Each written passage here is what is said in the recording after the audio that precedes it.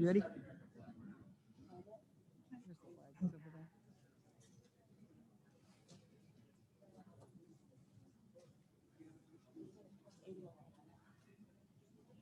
You ready?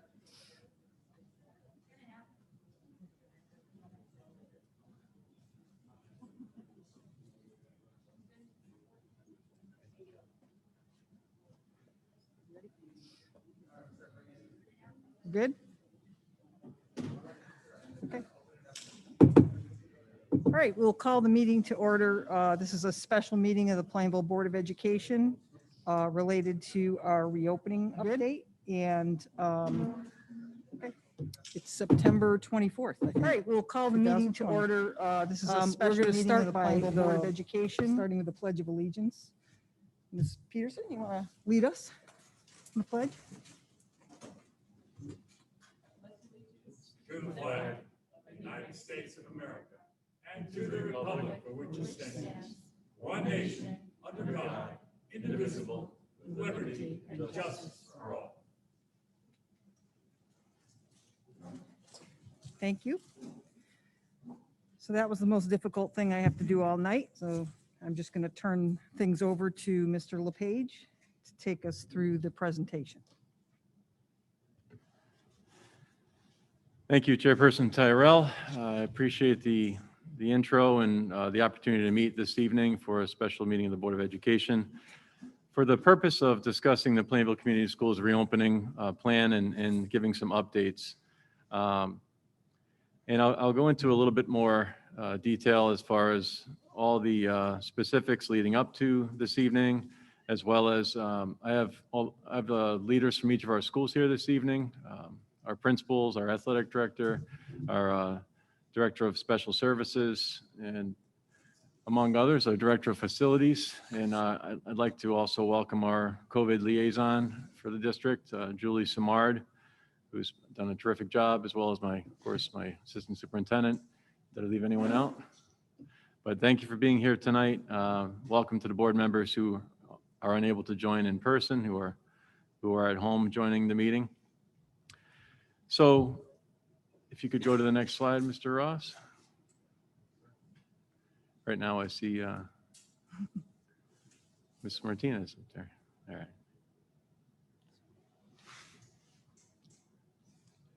So the purpose of tonight is to explain the rationale and some of the specifics about going from a hybrid to a full in-person learning model with some considerations and the implications of doing so. I thought this slide, I just finished reading a book that it was given to me as a gift called Get Outside, Secrets of Aging Well, which I think I've aged a few years in the last few months, but great book by Martin Pisani, given to me by a friend. And toward the end, it talks about the crucible of the mountains. And when we go mountain scrambling, as this author called it, know that each height, each step, must be gained by patience, laborious toil, and that wishing cannot take the place of working, that many a difficulty must be encountered, and many an obstacle must be grappled with or turned. But we know that where there's a will, there's a way, and we come back to our daily occupations better fitted to fight the battle of life and to overcome the impediments which obstruct our paths.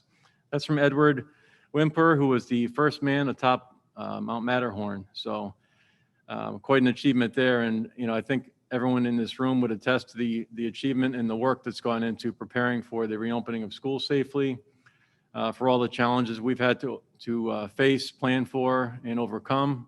And I couldn't be more thankful for the team that I have working with me and beside me throughout our entire district, and for the support of the Board of Education as we navigate these trying times and these jagged edges of the peaks as we go up and down through the mountains of change that we must confront and overcome.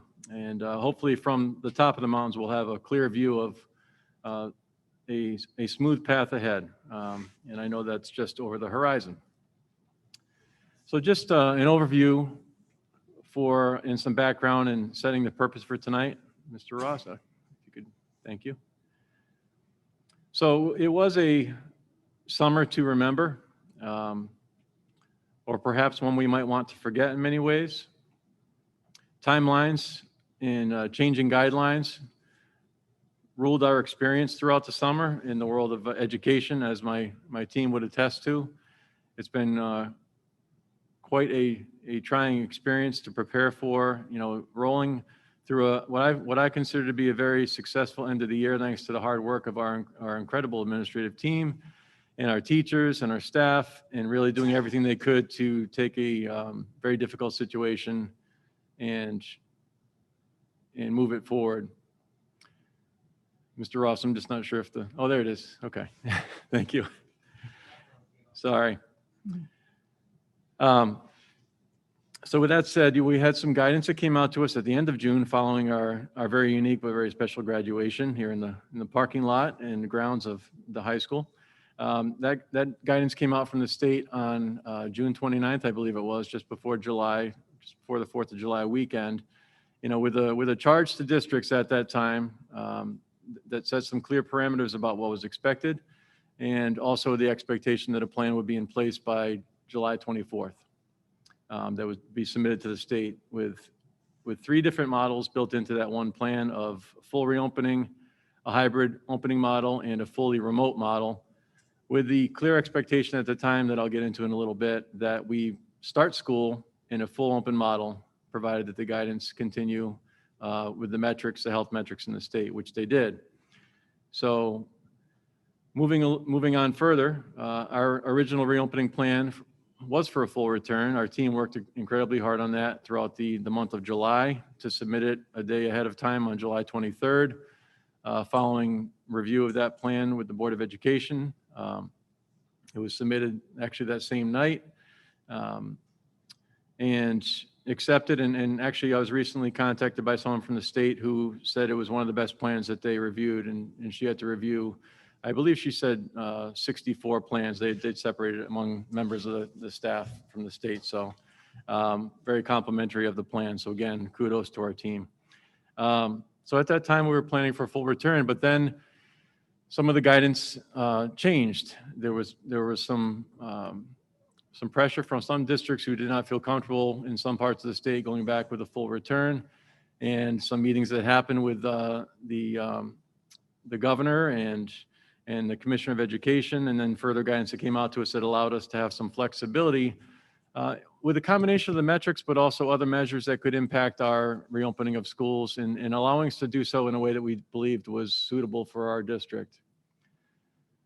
After a great amount of consideration with our administrative team and considering all the factors involved, and after having met with all the collective bargaining groups multiple times, and all the many things that were in play in that decision, and doing what I believed and our team believed was best, I had shared that at the time, I believed that going into the beginning of the year in a hybrid reopening model as a transition was the best way to go. So by a transition, we were required to submit our plan to the state at that time, or any plan updates, and basically a survey. Are you starting in a fully remote? And you had to provide pretty significant guidance in order to do that and meet with the state if you chose that fully remote model. If you're going hybrid, you had to discern whether you're going for 4 weeks or less, or longer than that with an undefined date to end, or whether you're going to be fully open. There was really a mix. About 125 districts around the state out of 160 some, I believe 169, decided to start in a hybrid, and about 50, I don't remember the number exactly, I think it was 51 of those set a 4-week or less period of time to come out of the hybrid plan, and about 75 didn't identify a timeline. And then the rest were either fully in person or fully remote. I will say that some of our neighbors, as you'll see on further slides, are started in fully in person a plan. So I guess I'll get to the 5th bullet point here. Shift to transitional hybrid plan. So I talked about that, but why change now? And I've received a lot of, I do want to tell you that, and you'll see on the next slide, I did review all the input that came in since yesterday from the survey that I sent home. So I'll talk about that. And that is one of the questions that came in, why change? And, the hybrid seems to be working. How long will we be changing for? When will we change if, after going to the full in-person?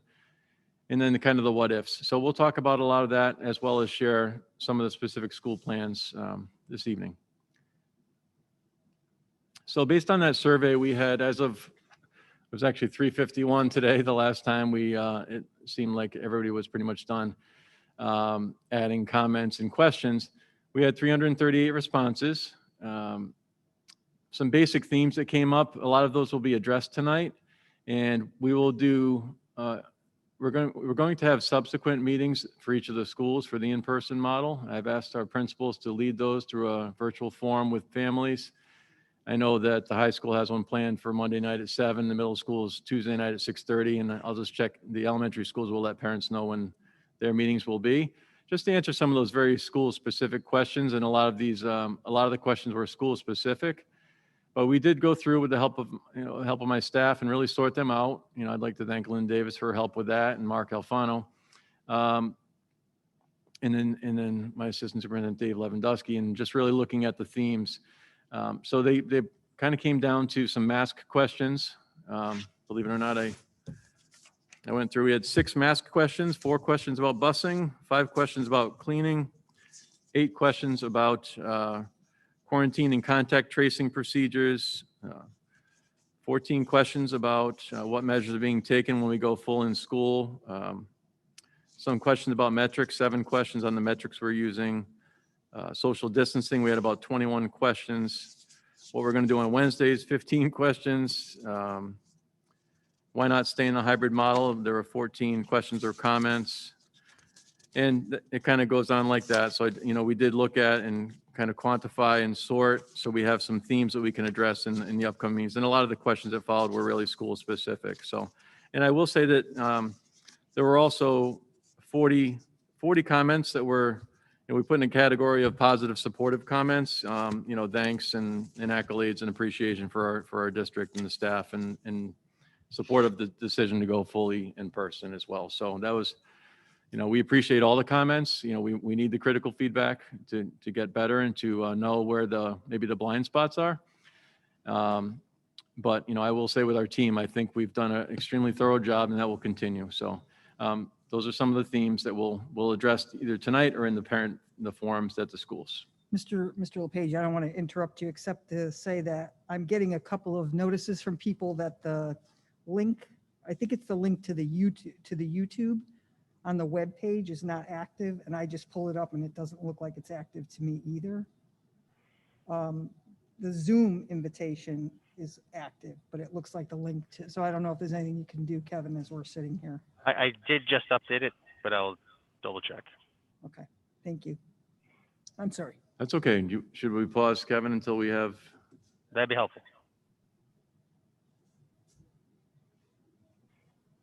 Still, it's working for me. Okay. Well, hopefully, Kevin, are you recording this as well? It is going to YouTube. Okay. All right, so we'll proceed on to the next slide. Thank If you you. refresh your browser, the YouTube page should come up. It looks like it's fixed according to. Okay, good. So again, this is, I believe I already said this toward the beginning in the opening, but this is just a quote from the guidance that we received on June 29th from the state, which is about a 50-page document with the guidance and requirements for our school reopening plans. It was very comprehensive, as our plan is, but adapt, advance, achieve Connecticut's plan to learn and grow together.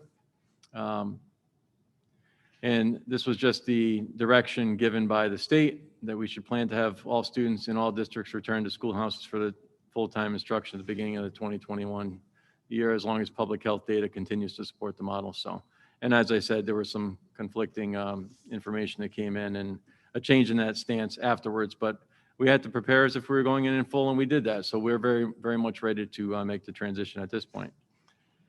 Some of the other background and resources and sources of information that have been used in making this decision were guidance from the CDC and the that should be the DPH, so it's not the CPH.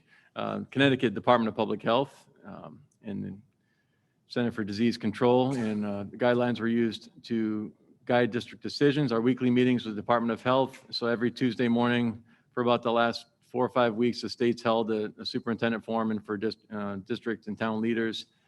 And I've been involved in that along with our COVID liaison and assistant superintendent. And then also every Tuesday morning, I meet with our local health director, Shane Lockwood, and his staff, as well as the superintendents from Southington and Region 13, which is Middlebury Durham, as well as the town managers and first selectmen and some first responders and other members of that group, at times Parks and Rec. We have superintendent forums weekly with the Hartford area superintendents, so I can learn from other more experienced superintendents who have, none of us have been through this, but they've been through some unique situations. So it's good to have that pool of talent to draw from.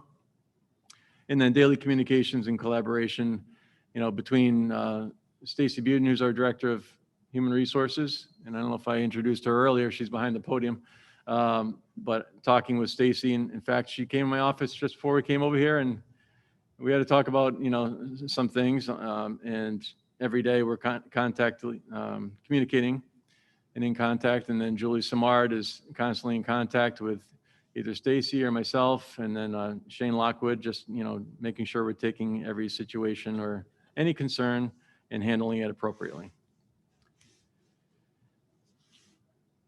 And then finally, just my contacts with Shane on a regular basis, just through text and calls and regular communications with our health director. This next slide has an interesting quote, and I think it's a pretty powerful quote.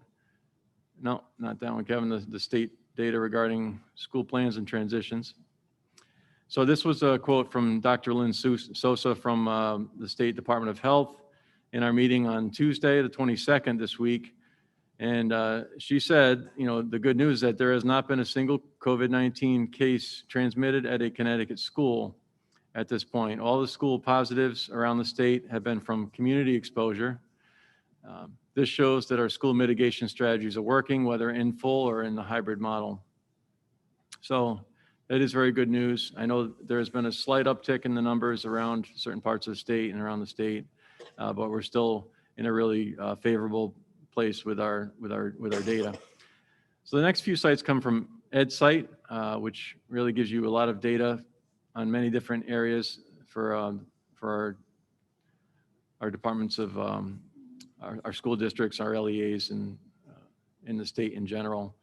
So on this slide, you can see that this is basically a slide about the different learning models that were selected around the state. And I know it may be hard to see. We'll post this to the website if you want to look at it closer, and you can also follow. You could follow the public link for Edsight as well. But you can see based on the color chart that there is a variety of opening. That little scale basically says the percent that were in full remote versus fully in person. And so the darker the color, that's the more fully remote that the district was. And the lighter the color was more fully in person. So there were a lot of hybrid around the state, as I had mentioned.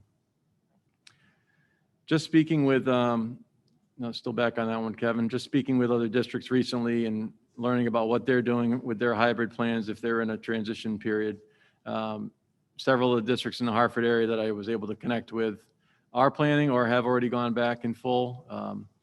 Others are going back for certain grades in, some like Southington and Cheshire and Meriden and Wallingford started from day one with K-8 being full-time in person, and then the high school being in a hybrid model. Southington High School has a student population that's pretty close to the population of Plainville schools. They have about 2,300 kids.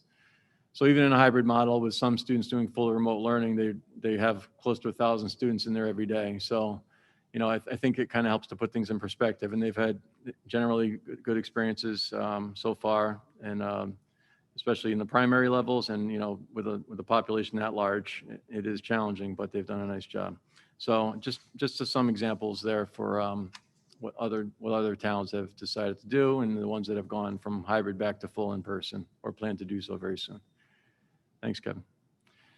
So on the next slide, this is This is the metrics from, after the state published their guidance for districts about going back in, about our reopening models, I'm sorry. The state continued to send out addendums to the plan. Currently, we're at, I believe, 14 addendums to the state guidance. So as they've made further subsequent decisions, they've sent out guidance based on areas that they determined were in need. So this just gives you an idea of the primary and secondary indicators that are used to determine the favorability for being in person. So basically you're looking for, and this is at a statewide level, you're looking at less than 10 cases per 100,000 population. So for the lowest, and then for a moderate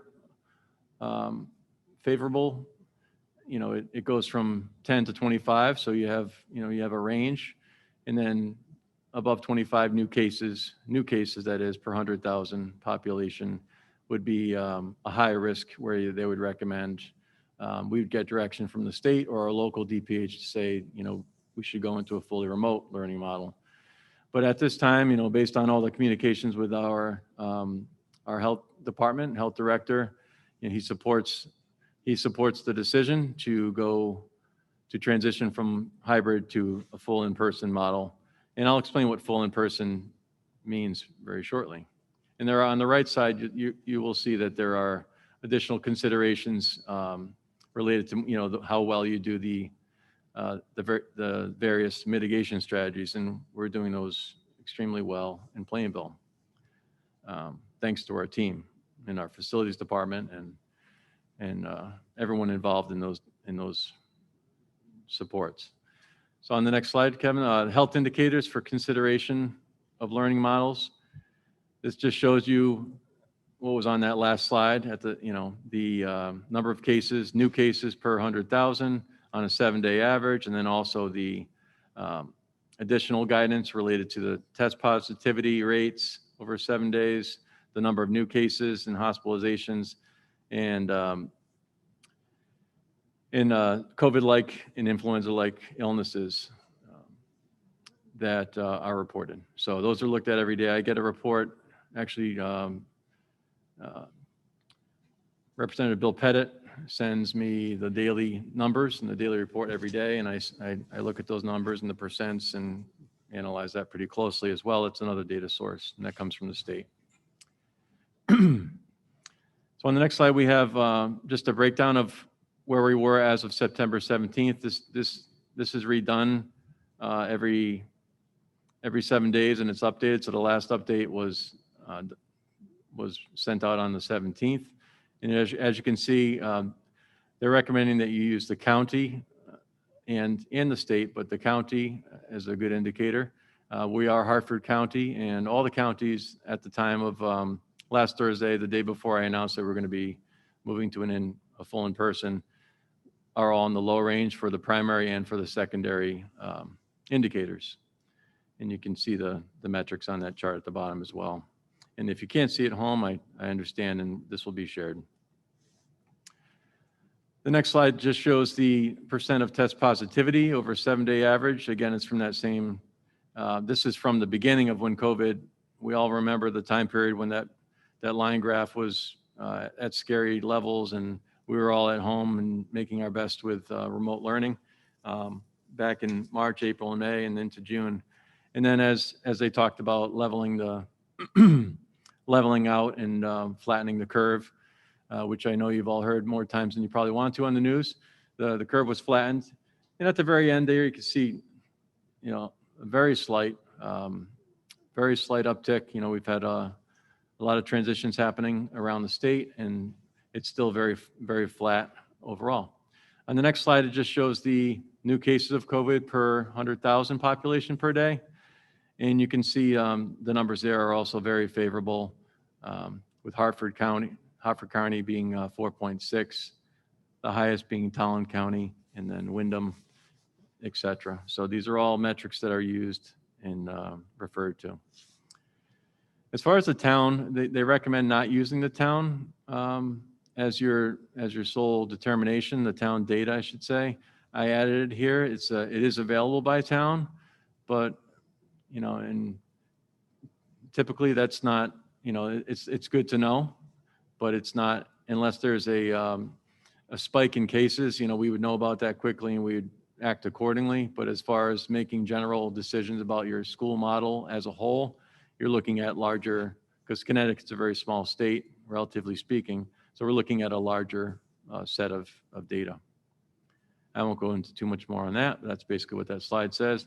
And the state, there's a state health data source that listed out by each town how many cases, how many new cases, and information like that. And we were at 1% at the time of 1% of test positivity, I should say, not 1% of residents, 1% of new test positivity. So again, these are all favorable numbers.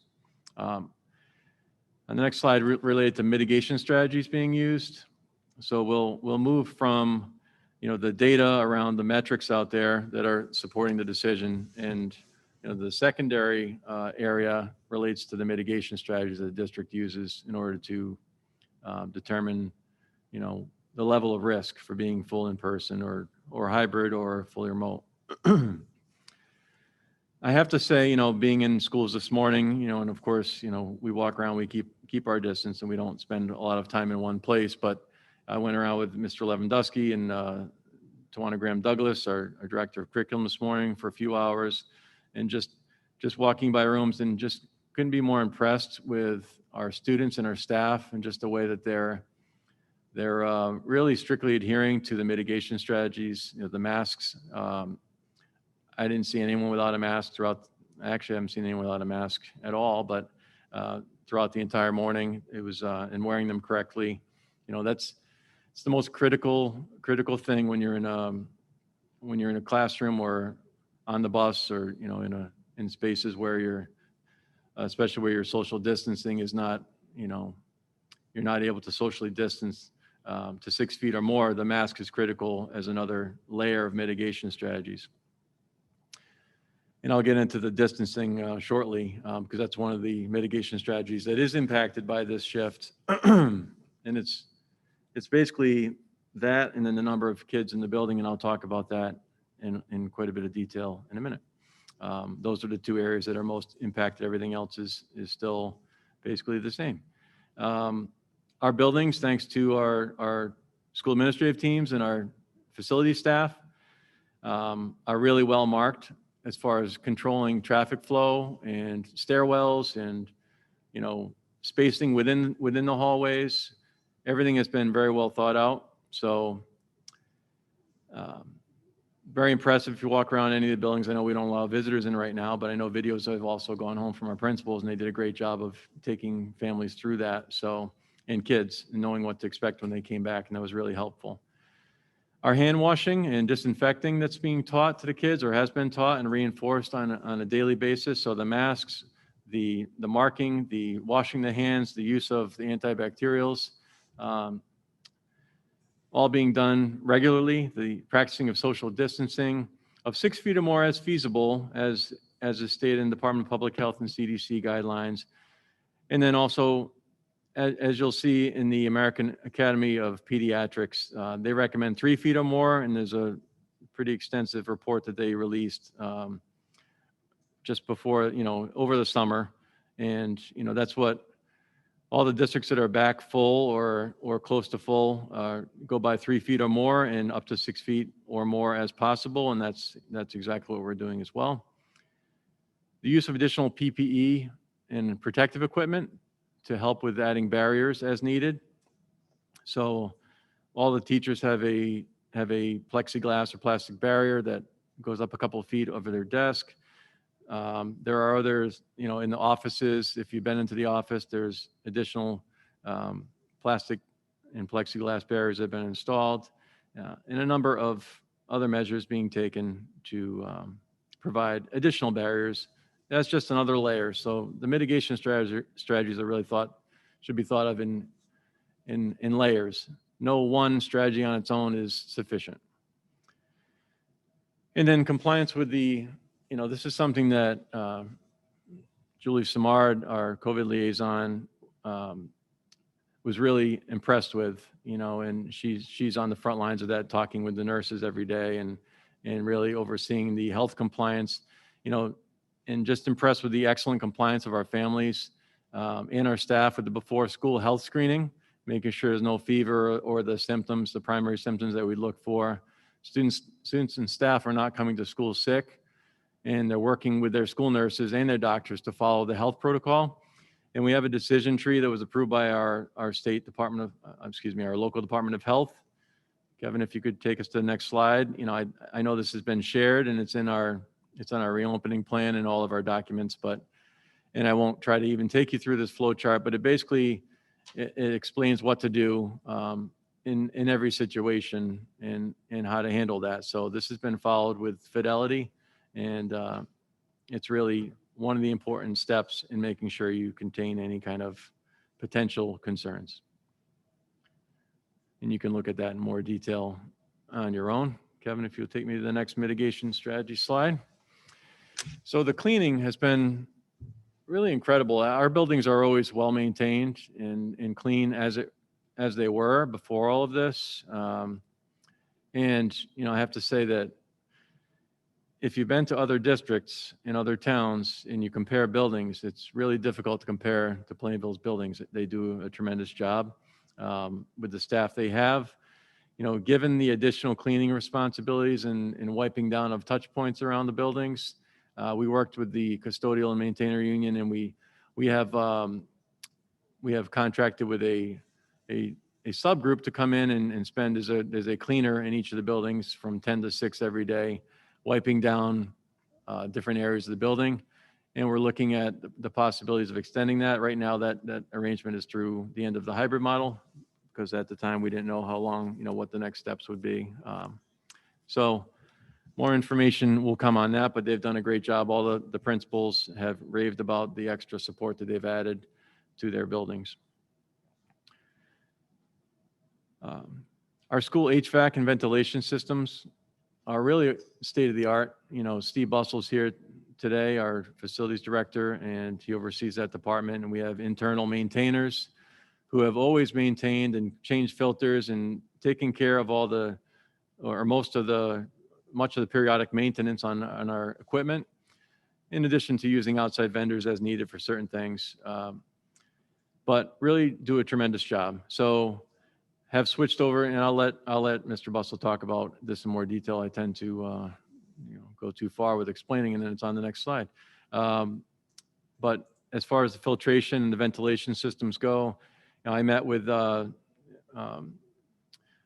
Mike Dixon and Steve Bussell and Lynn Davis, and we made sure that we were complying with or exceeding all the guidelines. The individual student supplies and instructional materials that have been provided, as the elementary families know, especially with the bags that came home and the bags of supplies for the classroom, and just not sharing materials or sharing very infrequently and then having them cleaned if they're shared before they're being used again. So the cleaning strategies have really been utilized very well. So at this time, I'm going to stop talking before I put everyone to sleep. I will introduce Mr. Bussell. Mr. Bussell, do you mind just going through some of the mitigation strategies being used for facilities? Kevin, if you could take us to the next slide. Is that on? You may have to. Yeah. Okay. Test. Got it? Okay. All right. I'll start off by saying all of our air handling units have been upgraded to MERV 13 filters, which is what's recommended by the CCD. That or HEPA filters, but HEPA filters just are extremely expensive and they clog up very, very quickly. We have to replace them on a weekly basis. Can you turn it up? Closer Tim? to me? That's better. All right. How's that? So like I said, all our air handlers have been upgraded to MERV 13 filters. The time schedules have been increased so that we're running the air handlers 2 hours before and 2 hours after the school is occupied. So that increases our run time almost double of what we used to do. We've set the, you have to understand, all our air handlers are all on building automation systems. So they're all computerized. We can control the dampers, we can control the valves, the time schedules on them. So what we've done is increased the outside air on all these units to meet the CDC requirements for fresh air. And we're also allowing teachers to open their windows if they wish, although we're recommending against it because, in my opinion, it brings in a lot of outdoor pollutants that don't get filtered out. We have ordered additional PPE. So I have additional masks, shields, desk shields, in case things break later on, or to hand out to students as they forget theirs or lose theirs, and teachers. We're in a process right now of modifying a few drinking fountains in each building for bottle filling stations. We had to shut down the drinking fountains because of the touch points on them. And, you know, the germs that could be handled back and forth on there. So that'll get going very shortly. We're trying one at the high school, I believe by next week, the parts will be in for it. And we're going to be continuing with our deep cleaning of all schools on Wednesdays, I believe, because Wednesdays are going to be half days, we're hoping. That is true, right? That's to be talked about. That needs to be talked about. But we're hopeful that we can do a nice thorough cleaning on Wednesday afternoons and evenings. That's my recommendation. Does anyone have any questions they'd like to ask? I would just follow up by, on the state calls, there have been a lot of questions about HEPA filters, and, Julie could probably attest to this, that, they haven't recommended the HEPA filters, except for maybe in very isolated situations.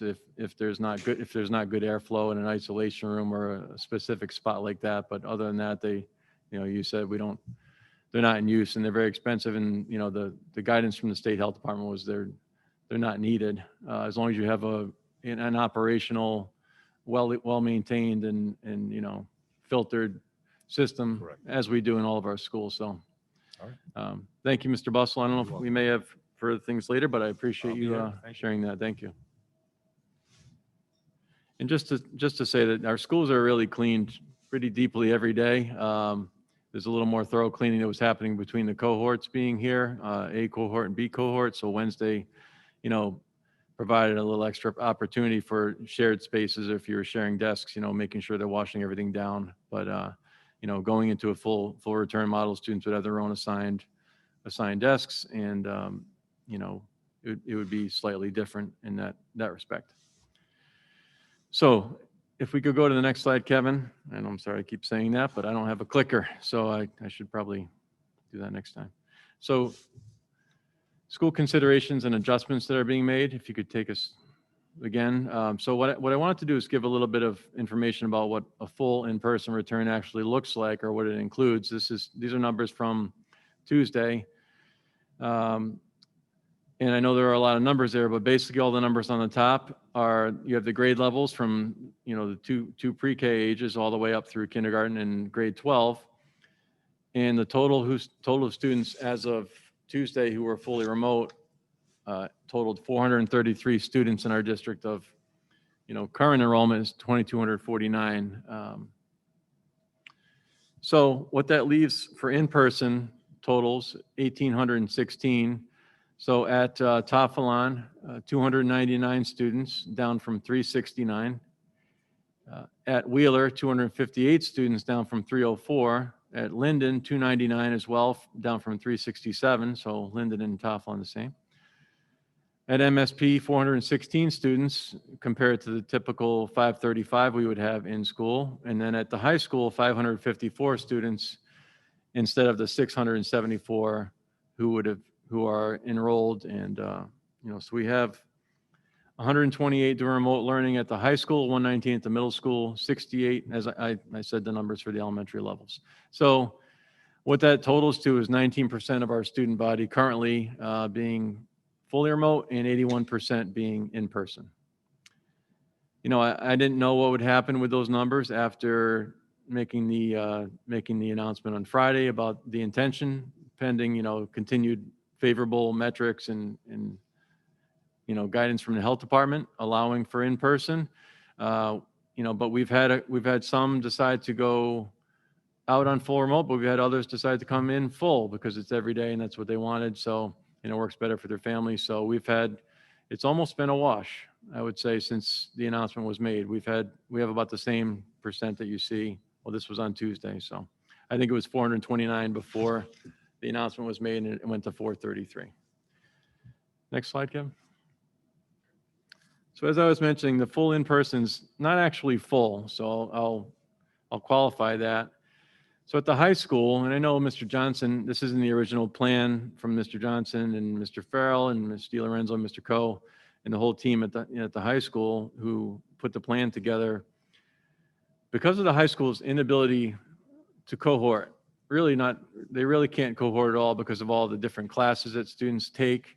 They have to switch to different classes. Sometimes you have multiple grades of students in one class.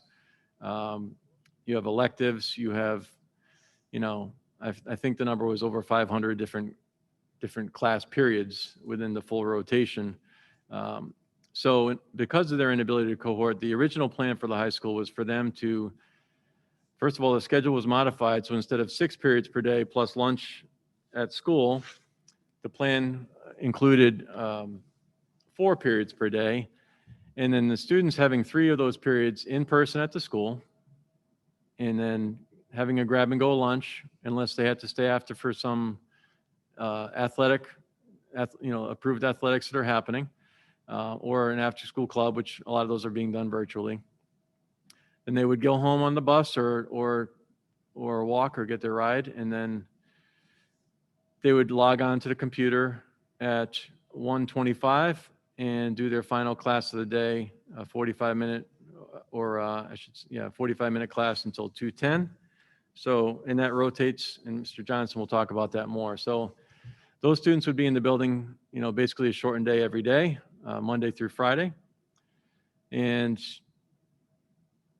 that would be the high school schedule. So that would greatly reduce the transitions and also eliminate the need to have lunch at the school. Breakfast would still be available. This room is very much spread out with tables and chairs that are all stacked over there for this meeting, but there's a lot of distancing that's allowed in other spaces within the building that they could use for breakfast. Early dismissal of students across the district every Wednesday. So this is something that I think it remains important. Our teachers are teaching in a very different way. There are requirements of them that they've had to adjust to 3 groups right now, where they're teaching the group in front of them, the other hybrid group, and then their full remote learners in cohort C.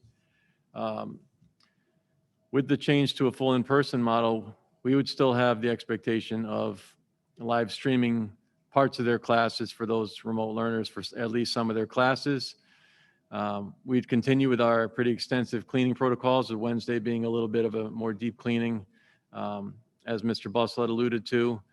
And we already have about half of every month is dedicated to PLCs on Wednesday with an early release anyway. So this would basically give the other Wednesdays would be time for continued weekly PLCs to plan for the accelerated learning for students, to have preparation time in order to meet the different needs of both in-person and remote learning. And it would include like I said, the cleaning of the schools. So that's what I've included in the full in-person return as my recommendation as part of the plan. As far as transportation goes, this is just the guidance from the original plan that we copied in here. So that's available. That stays the same. With increased enrollment on any given day or every given day, we'd ask siblings to sit together. That was one of the questions I received, separately from the survey that went out. We would ask siblings, unless they really don't get along and can't sit together, we'd ask them to sit next to each other on the bus because they are already in the same household. And then students would still, if you look at our buses now, we have extremely small numbers on most of our buses. We have some that are a little bit bigger, but for the most part, our buses are scantily, populated. The other issue we have is with drop-offs. We're going to work with our police department. I know, at Tafalon, there's quite a line of traffic, and we're going to work through some of those things because a lot of parents are driving their children to school, which is perfectly understandable. And and acceptable. So we'll just have to work through some of those transitions. But the same rules apply on the bus. It would just have more kids, and we would continue to space them out as much as possible. Instructional implications, with this shift comes different instructional challenges, as I mentioned, related to the Wednesdays. So the increased in-person time will lead to closer connections. It'll lead to more SEL supports, even though our staff's doing a great job of doing their best with that from remote settings. More targeted instruction and improved outcomes. No matter how hard we work to make remote learning, a powerful, meaningful, learning experience, and I think we've done that very well, more than most. There's nothing, you can't compete with in-person learning for the majority of kids. Some kids just thrive on remote learning. Many don't. Many don't do well with it at all. Others do fine and are making their way, but there's no substitution for the in-person learning and interactions and all the other social elements of it.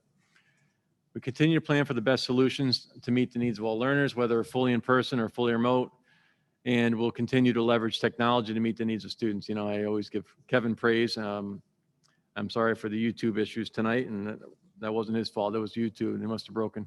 But Kevin never makes mistakes, so it couldn't have been him. But our technology, and John's here taping, and we have awesome technology staff, and I think all of our teachers and our staff and our administrators would attest to that. We have a board that has supported technology from a long time ago before this was so very much needed. That's, with our technology replacement plan that it's really leveraged our position and our ability to teach kids in a meaningful way. So thanks to all of you for that, and we'll continue to work out. I know there are a couple of questions about technology and Google Meets freezing up and things like that. So we're working through those challenges or spots in buildings. But if there's a problem with technology, I can guarantee that it's being worked on currently and will be addressed. So if you could bring up the high school, I'll ask Mr. Johnson, if you don't mind, to just say a few words about the high school reopening details.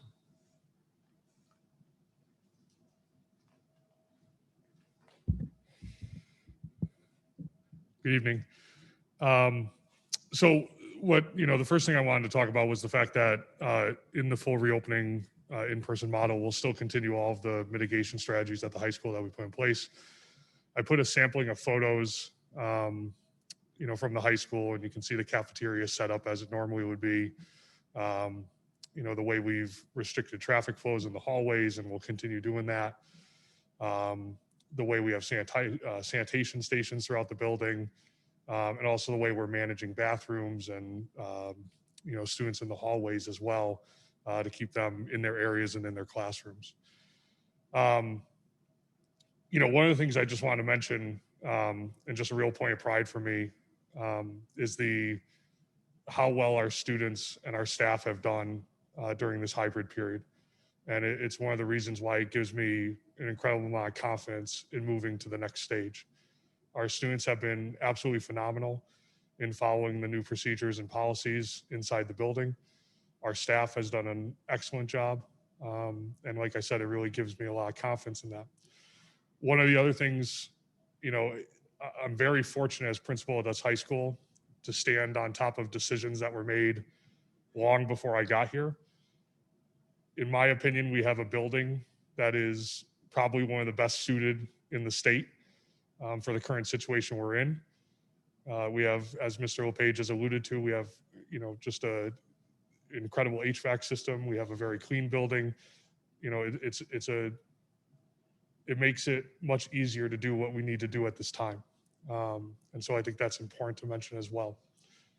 Kevin, if you can go to so I also gave a breakdown too, our current breakdown of PHS, what it will look like. We stand basically at the same breakdown as the district in terms of the number of remote learners and the number of full in-person learners. I think importantly for the high school too, as Mr. LePage alluded to, because this has been a question that's come up, one of the things we're looking at is class sizes inside of our rooms. We track this constantly, looking at the number of remote learners we add up, looking at the number of in-person learners inside rooms. During the hybrid model, obviously that's cut that down quite a bit, but we've been following this all year getting ready for a full in-person return. When we look at our course sections, as Mr. LePage alluded to, on a daily, when we look at all 8 periods, we have about 564 different courses, or sections, I should say, that run at PHS. Currently, we have 12 course sections that have over 20 students in them. Of those, 8 of those classes are already in spaces that are well suited in terms of size for the number of students. So what I'm referring to there is places like the auditorium and the band room, the choir room, one class that's in a science lab, and the science labs are double-sized classrooms because of the lab spaces, and also the gyms.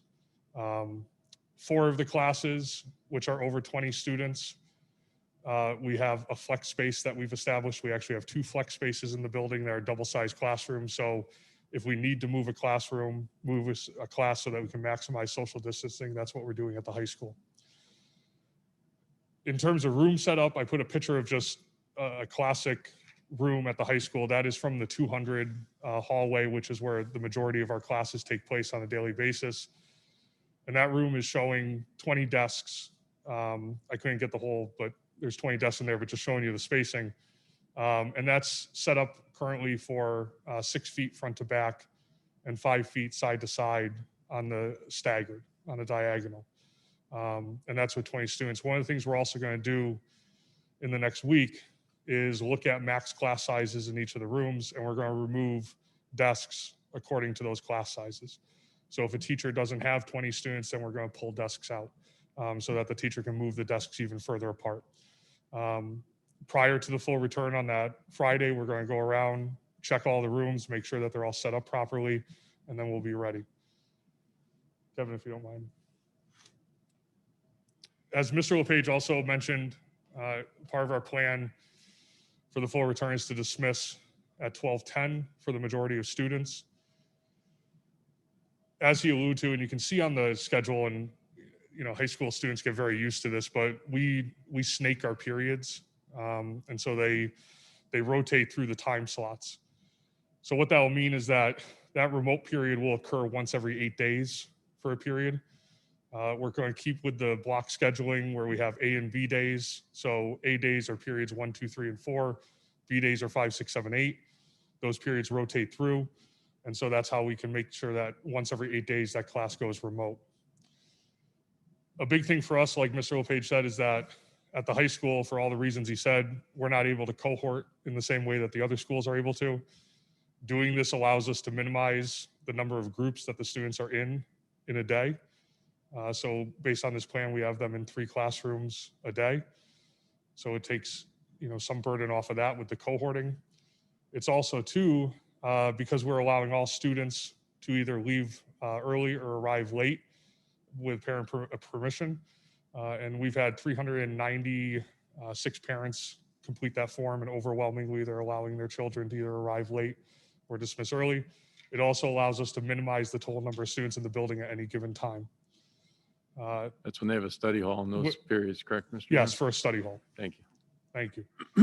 And one of the other things we thought about too with this, and with the remote learning piece, block 4, and as Mr. LePage mentioned, a big part of it is lunch. Serving lunch in the high school can become very complex with the number of students, and so students will have a grab and go lunch. Another big piece for us is continuing to practice remote learning. So once every 8 days, that class goes remote fully for everyone. And so we get to continue practice with students and teachers for that. So that was the main changes for us. And if you have any questions, I'm happy to take any.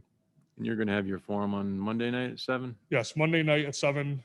We had already communicated that in the plan that went out to parents. And we'll be sending out the link tomorrow to all our parents and our families for that forum. And I can say that for Mr. Johnson, while he's at the podium, I've received nothing but positives and praise, everything from the virtual open houses that took place last night. Same thing for the elementary principals. I've heard, great things about the preparation done by our teachers and by the administration in helping coordinate those, and Kevin Ross with his technology wizardry, but just tremendous. And then, the communication, has been really strong in the videos, and, a lot of positives about that. So thank you for all the hard work by you and your team at the high school. Thank you. Next is the middle school, so I'll ask Mr. Guarino to share a few of the opportunities and challenges that he will Sure. overcome at the middle school. Good evening, everybody. And, I can echo much of what Mr. Johnson said about just being so proud of the staff at the middle school and everything they've done to be flexible and go from the full remote last year to planning to be full in and then to hybrid. And they've really just done a great job with it. And on top of the fact that because of the change to the hybrid, I have cut down much of their ability to plan together because they are now eating lunch in their classrooms with their students. So they're all on lunch duty, which then they have to eat lunch, comes out of their planning time. So having those Wednesdays has been very helpful for that, but they've all rolled with it and they've done a great job. I have to try to remember too that we originally planned to be full in. Right. So we're ready for this. We had our plans ready. And we being at about 20%, 19% as well of people remote, coming full in is going to be possible without us changing too much in terms of our mitigation strategies at the middle school, with the exception of our distancing. We have, because we'll have both the A and B cohorts together now coming in, the class sizes, the number of kids will double, but we'll still be averaging 18 or under in 6th and 7th grade in each class, and in 8th grade, 14 or under. We were able to do, given the populations there, and that will allow us to keep the kids with the same kids that they've been with before they were home and away, but now they're all together. So the cohorts won't increase dramatically. So if a student typically saw anywhere between now during the hybrid 10 to 25 other children, now they'll see between 20 and 40 other children. So still much less than they would in our normal schedule, where they would probably see upwards of 100 and 180 different kids in a school year, so our school day. So we're able to kind of maintain that by the numbers we have with our average class sizes, given that we haven't had any major change in the full remote group, the track C. I got to remember to wear my glasses. In order to keep things at 18 or less, we did have to change a few student schedules, not as many as I feared we might have to, because there are a couple of classes where there's maybe 21 kids. We had to shift a few classes. Wasn't much, so even with the change, we're not going to have to disrupt more than a very small number of kids' schedules, and only in a minor way with this change into the full reopening model.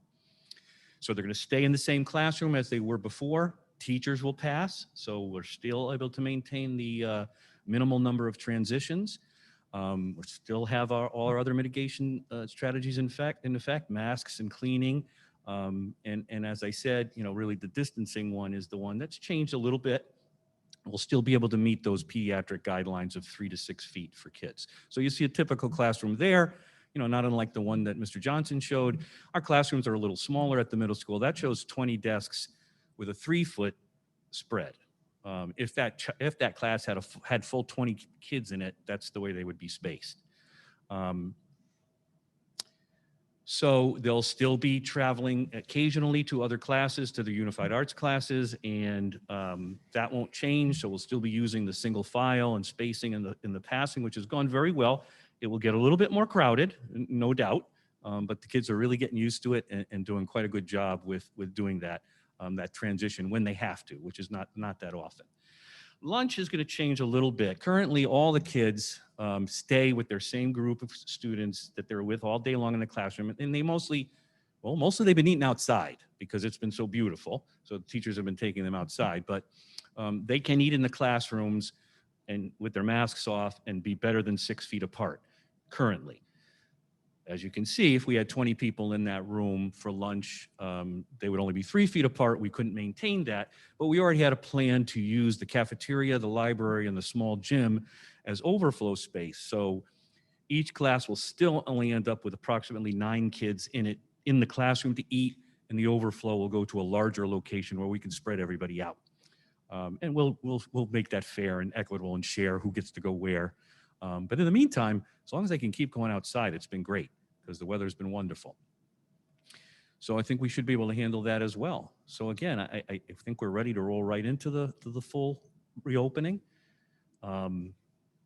We have the time, the schedule was set up with transition times for full opening, so we'll have room to make sure that our staggered dismissals and arrivals will happen, even with the number of kids in the building on any given day doubling.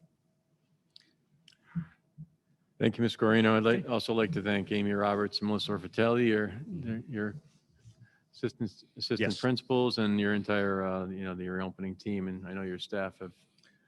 I thank you for remembering that, because I have to really give a lot of credit to Melissa Orfatelli and Amy Roberts for doing a lot of the scheduling details. Amy was working with teachers and families all day today on making those few changes that we might have to make to balance the classes out. Yeah. She worked very well. And your session is 6:30 on Tuesday? 6:30 on Tuesday. Okay. So I'll make sure I'll announce that, and anybody wants to join and ask more specific questions, I'll be there. Did you have a question? How many mask breaks do they get a day? How many mask breaks did they get And a day? how long are they? The mask breaks run from, well, depending on how many kids, and about 15 minutes they get. And they get, depending on depends on what classes they have. They get a break at lunch. If they have gym, they'll get a break during gym because they're taking their masks off during gym. And then they'll get at least one other mask break during the day. So there's 3 times during the day, typically, that kids take their masks off. With some kids who have, particularly with some of our kids who have special needs or other unique needs around their mask wearing, we have individual plans that allow them to do that as needed. And there's nobody restricted who might need, more frequently a mask break. Okay. Thank you, Mr. Guarino. Thanks. Next, I'd like to bring up Mr. Wallowitz, our new Dolphin over at Linden Street School. Dolphin leader. Good evening, everyone. So at the elementary schools, we will continue to cohort. At Linden, our class sizes are going to range between 11 and 18 students. And even those 18, there's only 3 sections that are that high. Most of them are much lower, with 11 in our kindergarten classes. The good news of our plan, most of the reopening procedures and the protocols will continue to work in a full-in model.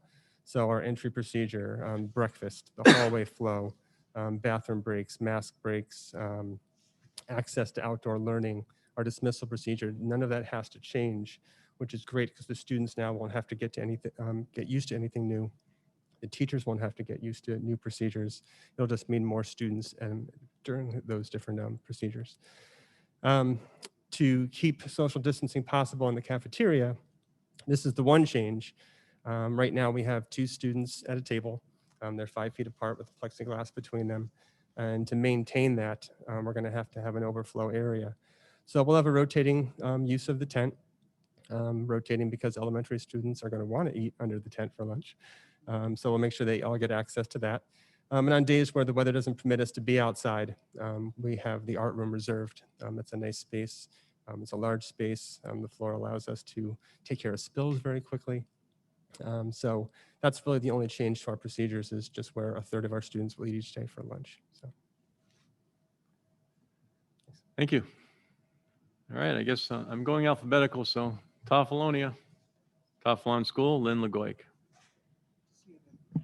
Good evening. So we at Toffalon School are doing pretty well. I have to say, I have to echo some of the things that were said before me. We are really impressed with how well the students have adapted to all of the changes in the rules. It's a credit to their teachers and their families who are supporting us and helping children to manage the masks and the frequent hand washing and the distancing. At Toffalon, we often tell the kids to make sure they can put a tiger between them and their neighbor. So I'm not sure anybody really knows how long a tiger is, but some of them, you'll hear teachers telling the kids to put out their zombie arms instead so that they can walk like zombies and not be next to each other. So we're trying to make it as interesting and fun for the kids as we can. So as the other folks up here have said, many of the procedures will remain the same.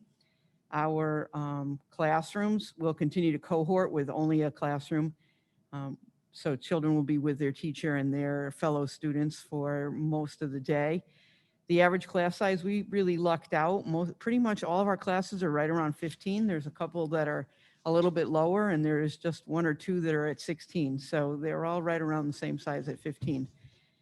In the classrooms, the classroom sizes really do differ quite a bit. Some of the lower grades have bathrooms in there that take up quite a bit of room. But we are expecting to get at least 3 feet between desks, and we're going to do our best to move out some other furniture and move things around to make that even more than the 3 feet minimum that we're required to have. We've really taken advantage of that nice weather that Mr. Guarino was talking about. We have multiple opportunities for students to go outside. Teachers keep reporting to me that their steps on their watches are, off the charts because they're all wandering around the building and wandering around outside and trying to get kids as much opportunity to take off their mask and have some fresh air outside. In the cafeteria, we currently have, and that's what the photo is showing, we have dividers on the tables. And the tables are 5 foot across, and we do have a divider. Pretty much all students will be at a round table with one other partner across the other side of the divider. And so we think that will work out pretty well for us. We have been using the tent. It is the most popular place to go for al fresco dining. They're enjoying that a great deal. Another change that we really are looking forward to is that we expect that when we have all of the children, with the exception of the handful of remote kids in front of us, we're going to be able to provide a lot more direct instruction. Our curriculum pacing has been pretty slow for us lately. We're trying to get used to everything, but we expect that to be able to pick up and make sure that we're challenging children and that we're helping them to move forward and make the progress that they need to make, while also having the opportunity to work with students that need to get caught up and need to catch up on some things that they missed along the way. And we are expecting longer dismissal wait times for car pickups. You probably don't want to go down Northwest Drive anytime after 3:15 because our cars are snaking down the road. It's very safe, it's very organized, but there are quite a few cars waiting in line to pick up their children. But we're making it work, and it's safe, and that's the most important part. And that's it for Tafalon.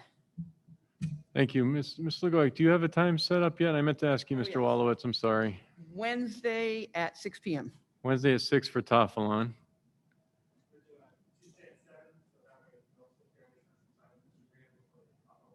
Oh, good. So Mr. Wallowitz will be Tuesday at 7 o'clock, so that if you're a middle school and Linden parent, you'll have a half hour with Mr. Guarino and his team, and then you can jump over. Sorry, I'm just repeating because I don't know if they can hear on the microphone. Thank you. And I just want to make one point of clarification, just in case there's confusion. With the 5-foot tables, we did ask our health director if that would be okay with the plexiglass barrier between the students, and he said that was perfectly acceptable. So that's why, I just want to make sure everybody understood that detail. Thank you. Mr. Batchelder, All right. Principal Extraordinaire from Wheeler School. Good evening, everyone. I do not have a time yet set up for this week, but I will have one tomorrow morning and send it out to the board, you, Steve, and Mr. Lewandowski, and the families. That's fine. Thank you.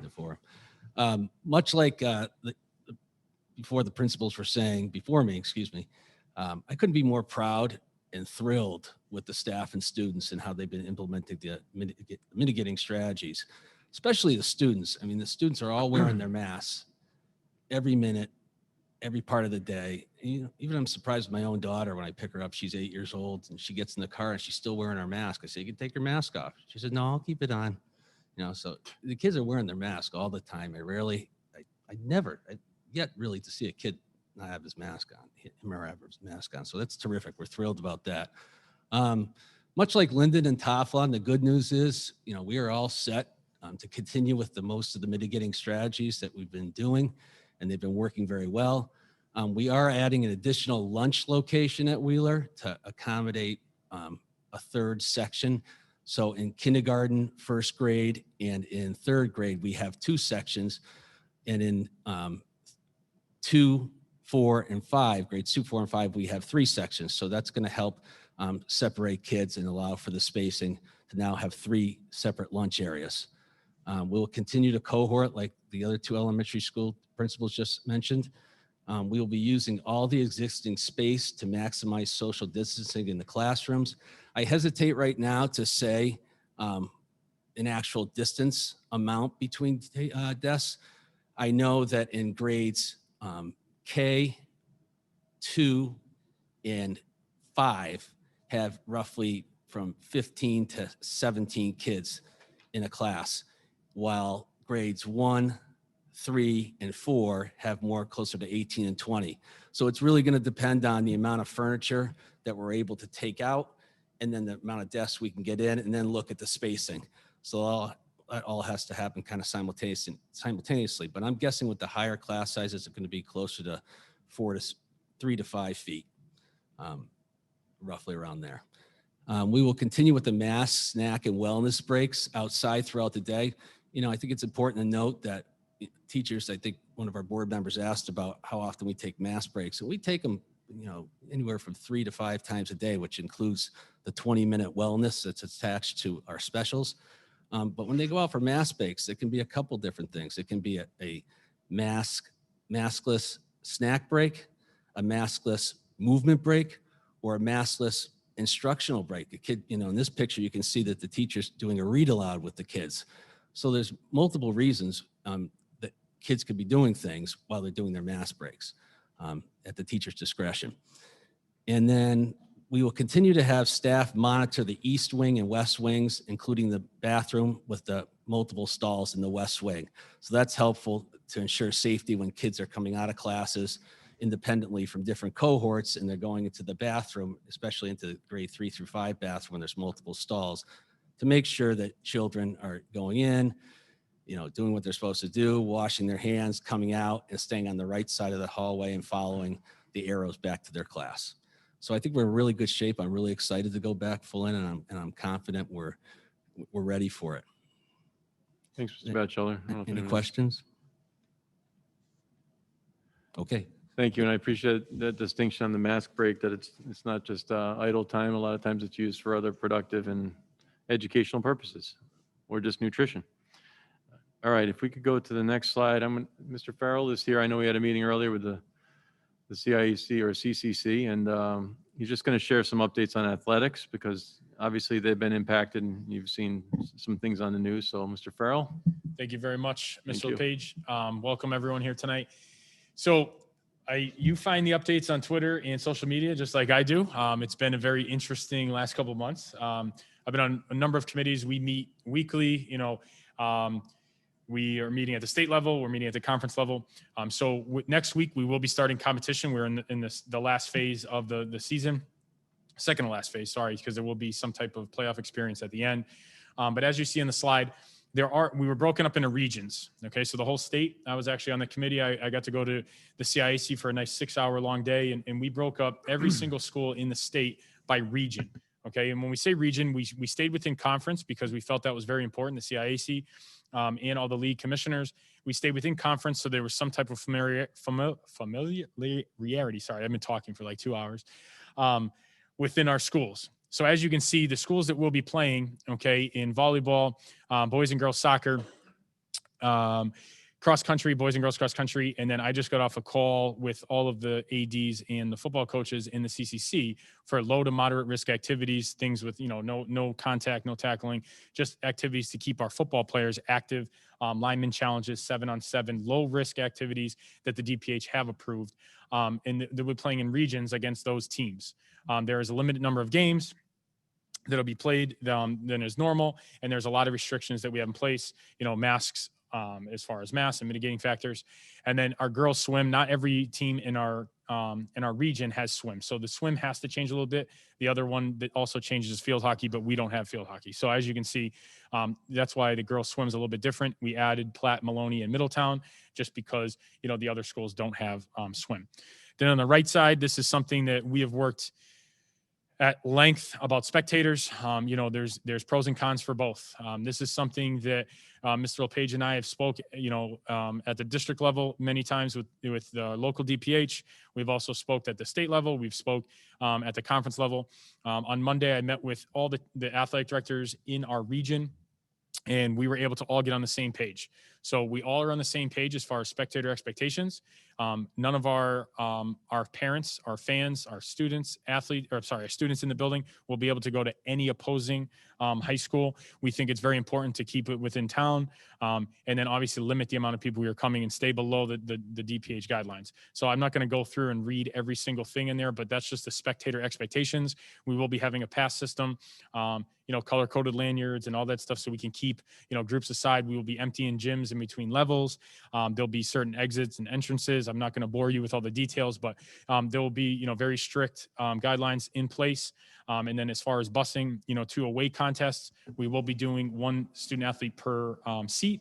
So there's 24 seats in a bus. So we will have to increase, buses for boys soccer. There'll be 2, but everything else will be 1 bus because our numbers fall, they're a little bit lower than we need to. So it is a positive that we are going very local. It's not that far, so it's not going to be an added cost by any means.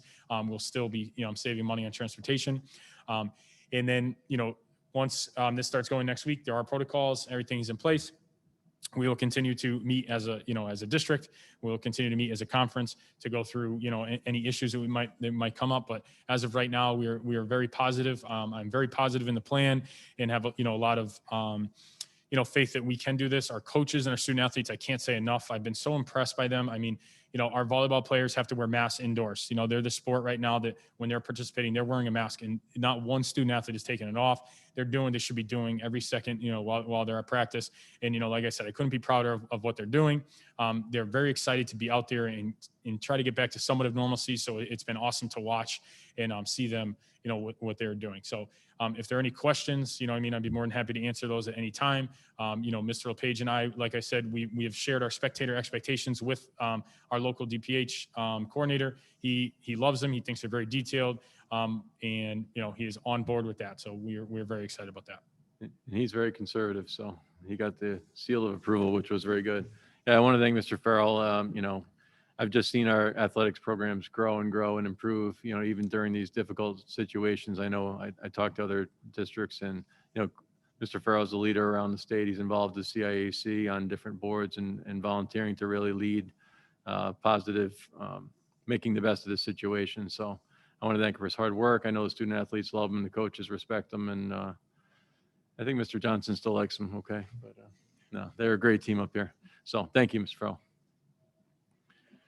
I'm going to give Julie a chance to just prep and Stacy, if there's any other things that you'd like to add that you didn't hear that you think that our guests on YouTube or in the Zoom would benefit from. I'm sure I left some things out, but I'm just going to share the next slide regarding the free meals. I want to thank Ashley Onion and our business director, Sam Adlerstein, and Ashley. Done a great job, working through the steps needed to, we were approved for free breakfast and lunch for all of our students. I'm surprised there isn't as much there aren't as many students taking advantage of it. It's a great opportunity, and they do a really nice job with providing, great meals here for kids at all levels at every school. And there's no need to fill out a form. It is covered through December 31st per federal. Becky would know this. Yeah, it's USDA and state guidelines. Yeah, for USDA and state guidelines. So, spread the word, and, you can, the grab and go meals for the kids at the high school when they start transitioning to the, on October 5th, and then breakfast and lunch for all kids. We don't want anyone to be hungry. It's really hard to learn when you're hungry. So I would encourage every family who needs meals or would like to take advantage to please do so. And again, thanks to our new food service director, Ashley Onion, who's also a leader in many ways in her field, and she's doing a great job as a new Blue Devil here in Plainville. So, and I'll just say this because this is what I do every day. We need this to work out because financially, food service is going to really take a hit because there aren't as many kids. We're not selling as many meals. We're not selling a lot of a la carte. So if we can get people to participate in this, it's going to help the bottom line. So I know there's some families who are thinking, oh, my kid doesn't need that lunch. To be honest, you're assisting the school district if you have your children eat at the schools. Because at the end of the day, if there's a negative balance, that negative balance has got to be covered by the school district and it'll come out of the school board's budget. So we want to try and make it so that it's so that the program funds itself, and we need participation to make that happen. So anytime you could spread that word, that's a great thing. Okay, thank you. I'm going to just share, as I said, the next slide is just I'll update this with the times for all the schools, but as you heard, and Mr. Batchelor will share his tomorrow. So all the schools will have their forms with the principals over the next week, just to answer any of those little more detailed questions. I think they did a nice job of summarizing tonight, but I know there are, based on the questions that came in, I don't want families and staff to think I didn't read what you sent in. I actually read all of them earlier today. I managed to get that done. And I'm going to read through some again. I know I have some emails to reply to with staff members and some families as well. And I'm trying to keep up on those as best I can, but it is a challenge. And I want to spend some time in the schools today and see kids and see teachers and great things happening. So we'll continue to update you. I'm thinking about doing another FAQ document. I know the state has sent out 3 so far. I really encourage families to look on the state website, the CSDE, and also the Department of Public Health. There are a lot of really good resources that give you a ton of guidance. I have some of them linked in this document, and this will be put on the website.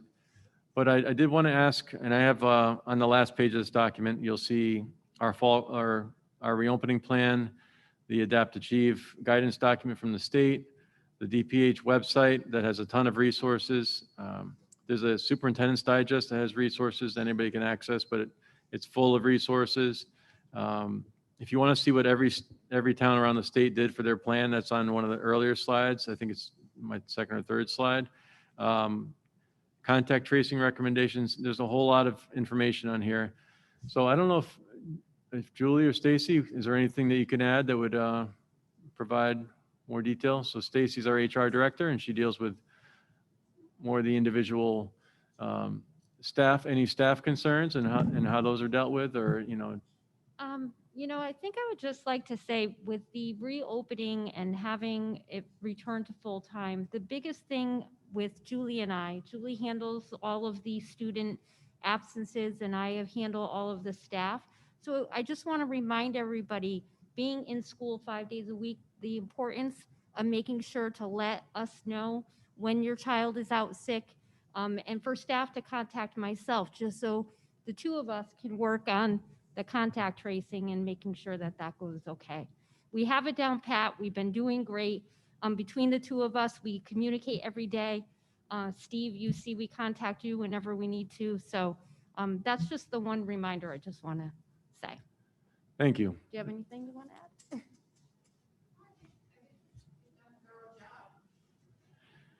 All right, well, I guess we covered it all, but Julie and Stacy are both resources for the staff who are watching and the families. Julie is our COVID liaison for the district, is really involved in all the health department meetings and really supporting families. And I will say we're almost a month in, knock on wood, but we've had, as I had mentioned in prior emails, 3 cases.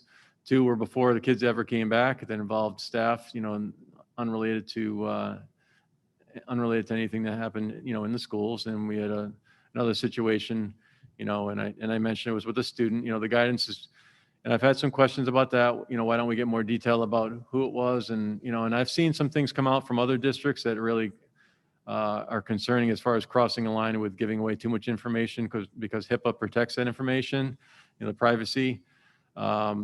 So, our guidance from the state was really to provide, that a member of the school community, and you can give the name of the school, was tested positive, and that's really the guidance that we've been given by the State Department of Health. So that's what we'll follow in the future, just so that we don't cause undue alarm. And knowing that, I will say, and just kudos to Julie and to Stacy, but with any positive case, and we've had 3 since the beginning in a month, 2 before kids came back, but the contact tracing and working with the health department and making sure, no stones unturned as far as who may have been a close contact has been really thorough. So And those are the way. And then everyone who was a close contact, no one came back as positive. So, the mitigating strategies that are being used obviously work.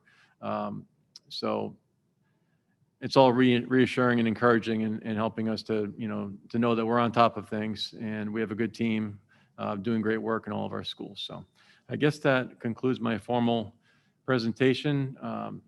I won't go through the 285 questions and comments individually at this time because it would make for a long night. I think I addressed many of them. I know that some have to be addressed on a more individual basis, and some will be answered at the forums with the principals throughout the course of next week.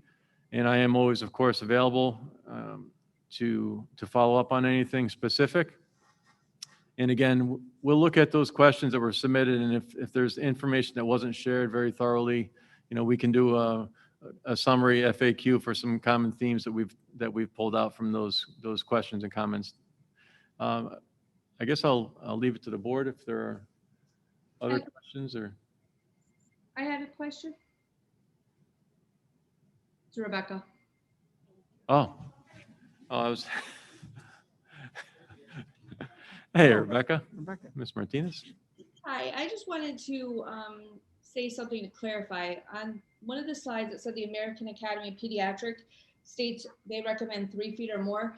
Their recommendation is that desks are at least 3 feet apart, ideally 6, just similar to what our guidance is, that we're keeping students 6 feet apart when feasible. So, we're not putting the students 6 feet apart when it's less than that. It's not feasible. So there isn't like a direct recommendation that, 3.5 feet is, just as safe as 6 feet or anything like that. It's just, they're saying at least. Correct. Just like ours.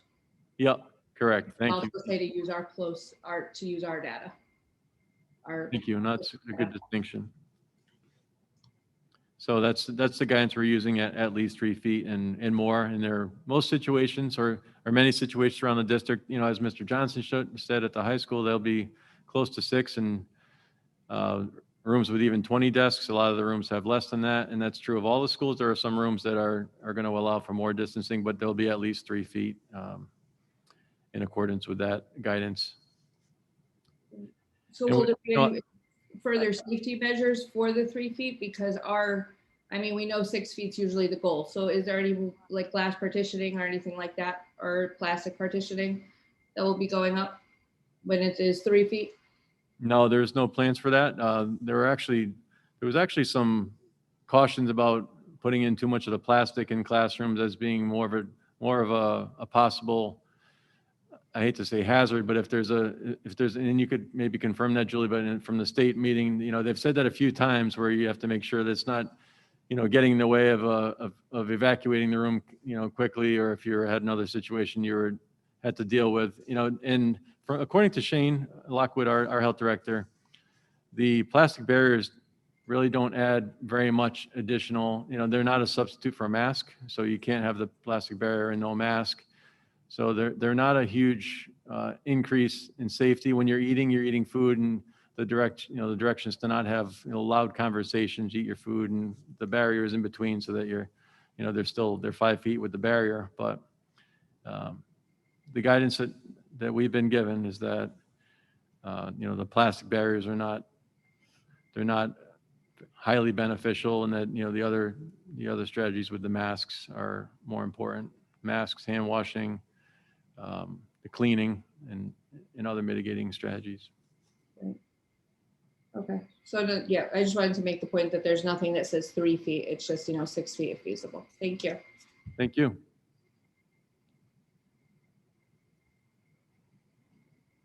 Are there any other questions from board members? Any other? I did want to add one other detail that related to the spacing, because currently we're 6 feet or more in most situations. And when I asked our health director about how that would impact contact tracing and because that cohort's together, they're in a classroom, there's 6 or more feet. And he told me that he would treat it exactly the same, whether they're, 3, 4, 5, 6 feet apart, if they're in the same space, because, the ability to make sure that they didn't spend 15 minutes or more together within the course of a day with any kind of fidelity or reliability would be difficult. So if someone tested positive in a room as we currently are, that whole class would be quarantined. If someone tests positive in a room with 3 or more feet apart, the whole class would be quarantined. So I guess the biggest impact is really that there would be more kids within that cohort. So I just wanted to make that distinction. I think that's an important point. So as we've been talking tonight, and we have this running as a Zoom, are we also collecting more questions and more things that people are asking about? We are, and I don't know if there are some that popped up that we could answer at the time, or, the other option is that we would certainly get back to everyone. I know with so many people registered, we decided it would be very difficult to have, the public chat feature on, because it could make for an extremely long and challenging meeting to navigate. Yeah, I just want to make sure that we're, going to continue to collect those questions and include them in your frequently asked questions and include them in the list. We will. And what I'll do is share all the questions that came in tonight, as well as the entire document with all the different groupings of questions that I did share with the board earlier today as well. And I'll share that with all of our principals so that they can follow up.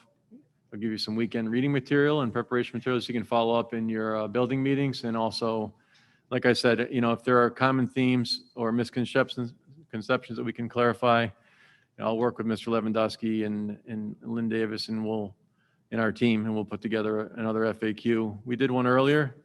I don't know how helpful it was. I know there was a lot of pages of information. So, we're happy to answer any questions. I know our whole staff is, and we do that the best that we can whenever they come up.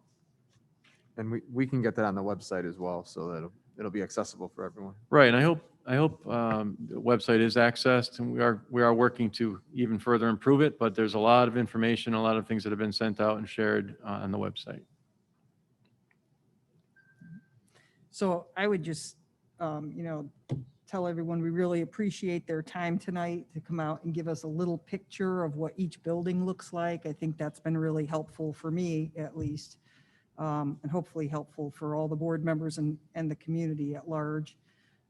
Really appreciate everyone's work. I feel like I keep saying, it's an exceptional time. It's, we're doing really difficult work, but, the amount of detail and planning and strategizing that this is taken from every single one of the leaders in this room with all your staff is phenomenal. And the really crazy thing about it is, as you're doing it, in the back of your head, that it's probably going to change. 15 minutes later, when you make a really great plan and you're like, yes, finally, and then something comes out and you have to go in a different direction. And, that happens once, twice, but when it starts to happen a dozen times, it's a little tiring. So, I really do appreciate all of your effort. And I hope that we're doing a decent job communicating from the perspective of the board. I know that that's something that I struggle with a little bit, because there is so much happening and it's happening at such a fast rate.